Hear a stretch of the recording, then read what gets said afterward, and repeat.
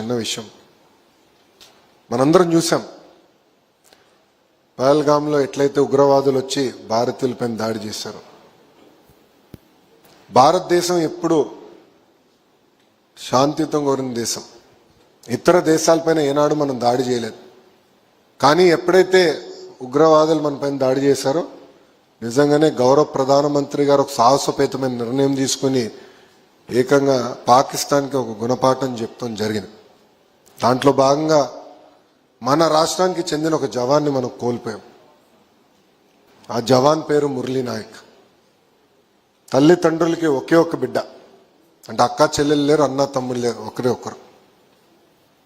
అరే నువ్వు జవాన్కి ఎందుకు వెళ్తున్నావురా, ఈ అవసరం నీకు ఒక్కడవే కదా, ఇంట్లో ఉండొచ్చు కదా అంటే ఒకటేనాడు. రేపు ఏమైనా అవుతే ఎవరు వస్తారని కూడా అడిగితే అతను చెప్పాడు తల్లిదండ్రులు, నాకేమైనా అవుతే మొత్తం భారతదేశం నా వెనకన నిలబడుతుంది. మురళీ నాయక్ లాంటి జవాన్లు ఈరోజు బార్డర్లో మన కోసం నిలబడుతున్నారు కనుకనే మనం ఇలాంటి కార్యక్రమాలు పెట్టుకోగలుగుతున్నాం. శాంతియుతమైన వాతావరణంలో మనం కూర్చోగలుగుతున్నాం. సో జవాన్లు అందరూ కూడా వాళ్ళకి అండగా నిలబడాలి. ఎప్పుడు గౌరవ ప్రధానమంత్రి గారు కానివ్వండి, దేశం ఏ పిలిపించినా పేట్రియాటిజం అనేది మనసులో ఉండటమే కాదు, చూపించాల్సిన బాధ్యత మనందరిపైన ఉంది. ఎందుకంటే గతంలో చూసాం 2014 నుంచి 2014 వరకు 27 ఉగ్రవాద దాడులు జరిగినాయి భారతదేశంపై, సుమారుగా 27. ఒక్కసారి కూడా మనం తిరిగి చెప్పలేకపోయాం.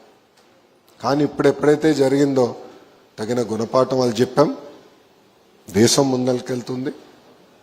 మనం ఈరోజు ఇక్కడ కూర్చోగలుగుతున్నా అంటే జవాన్ల వల్ల అని దయచేసి అందరూ గుర్తుపెట్టుకోవాలని కోరుకుంటూ, నేను వందే అంటాను, మీరందరూ మాత్రం అనాలని నేను కోరుతున్నాను. వందే వందే వందే. థ్యాంక్ యూ అమ్మా. Thank you, sir. Thank you for your inspirational words, sir. As desired, sir, our district definitely strive for 100% literacy in next 4 years. And the initiatives taken by the education department also will definitely coordinate, sir. And character గురించి చాలా బాగా చెప్పారు. పిల్లలందరూ కూడా దానికి తప్పనిసరిగా ఆచరణలో పెట్టాలని కోరుకుంటూ, ఇప్పుడు sir with your permission few of our children would